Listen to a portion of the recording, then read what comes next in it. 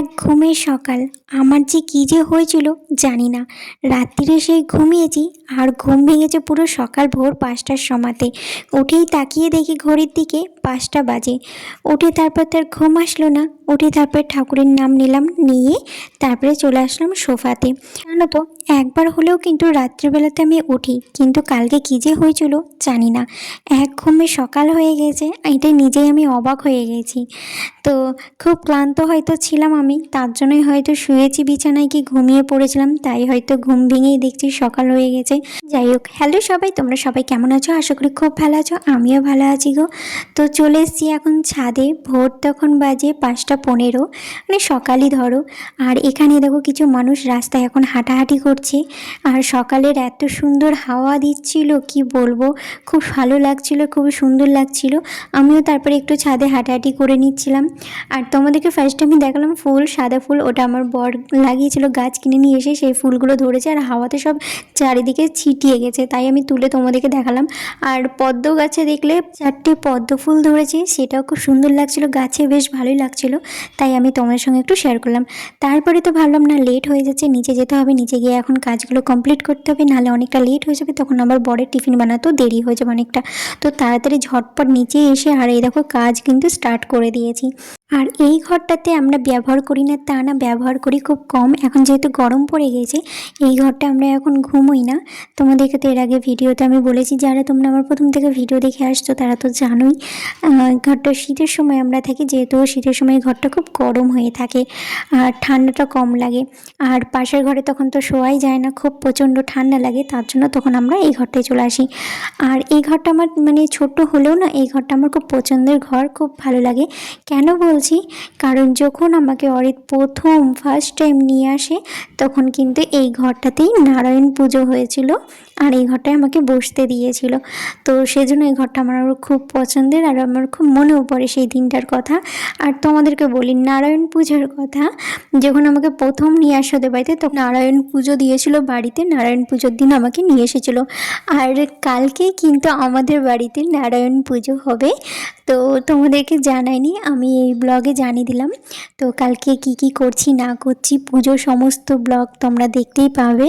আর পুজোর কথাটা হট করে আমি মাকে বললাম যে যখন বিয়ে হয়ে প্রথম আসি তখন হয়েছিল, তারপরে 1 বছর আবার গ্যাপ গেছে, পুজো দেওয়া হয়নি, যেহেতু মাও খুব অসুস্থ ছিল ধরো, মানে শাশুড়ি মা, তো সেজন্য দেওয়া হয়নি ধরো। তো বললাম কি যে, তো আমাদের বাড়িতে নারায়ণ পুজো আবার কবে হয় সেটা জিজ্ঞেস করেছিলাম।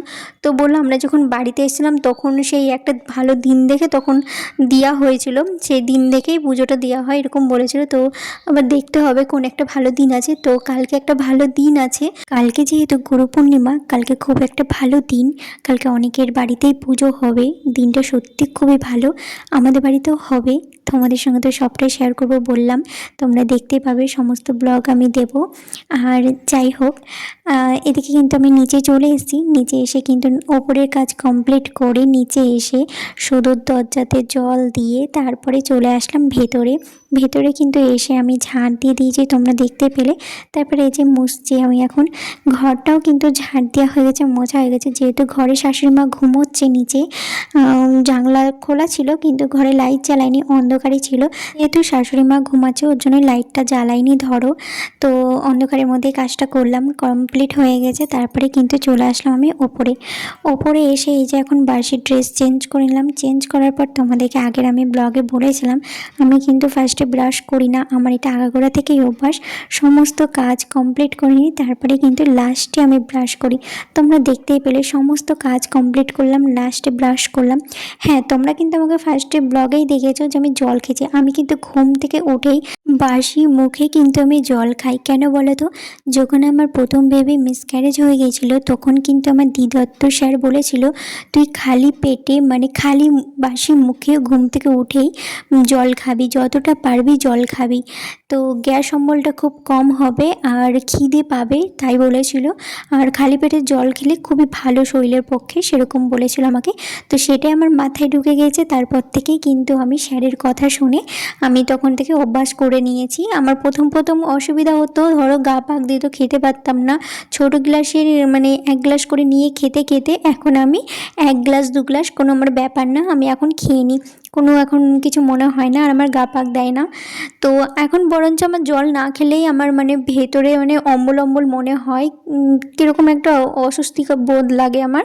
তো এখন খেতে খেতে অভ্যাস হয়ে গেছে আমার, এখন আর কিছু মনে হয় না। তো এদিকে তোমাদের সঙ্গে অনেক কথা বলে ফেললাম, আর এদিকে কিন্তু আমি অনেক কথা বলতে বলতে নিচে চলে এসেছি। নিচে এসে কিন্তু আমি ময়দা মেখে নিয়েছি, ময়দা মাখা কমপ্লিট হয়ে গেছে, মানে রুটির আর পরোটার ময়দা মাখা কমপ্লিট হয়ে গেছে। আর বরকে জিজ্ঞেস করেছিলাম তোমাকে আজকে টিফিনে কী দেবো, তো ও বলেছিল তোমার যেটা ইচ্ছে তুমি সেটা করে দিও, কিন্তু আজকে আমাকে পরোটা দিও না, আমার পরোটা চাউমিন খেতে খেতে আর ভালো লাগছে না, অন্য কিছু করে দিও, সেরকম বলেছিল।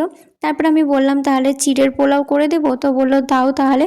তার জন্য ওই যে চিড়ের পোলাও করে দিলাম ওকে। চিড়ের পোলাওটা কমপ্লিট হয়ে গেছে, তারপরে ওটা আমি ঠান্ডা করতে দিয়ে আসলাম আর ফ্যান চালিয়ে দিয়েছি। এদিকে কিন্তু আমি পরোটা ভাজতে লেগে গেছি, যেহেতু পরোটা খাবে না আমি জানি, তবুও পরোটা আমি ভেজে দিলাম।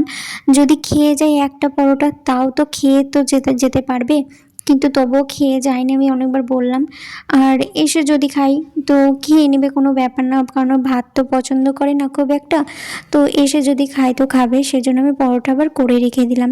শুধু পরোটা করে রাখলাম তা না, আমি রুটিও করব। ফার্স্টেই দেখলে পরোটা ভাজা হলো, তারপরে কিন্তু ছোলার ডাল করলাম, যেহেতু শ্বশুরমশাই রুটি খাবে কি দিয়ে, তাই না, তার জন্য কিন্তু ছোলার ডালটা আমি করে নিয়েছি। ছোলার ডাল কমপ্লিট হয়ে গেছে, নামিয়ে দিয়ে আসলাম। তারপরে এদিকে কিন্তু ভেন্ডি ভাজা বসিয়ে দিলাম। ভেন্ডি ভাজা দেখে শ্বশুরমশাই এসে বলছে তাহলে আমি ভেন্ডি ভাজা দিয়ে রুটি খাবো, তাই বলছিল। আমি বললাম তোমার জন্য তো আমি ছোলার ডাল করেছি, সেটা খাবে না, বললো থাক ওটা রাত্রে খেয়ে নেব। তো ওটা দিয়ে খায়নি, রুটি আর ভেন্ডি ভাজা দিয়ে মানে রুটিটা খেয়েছে।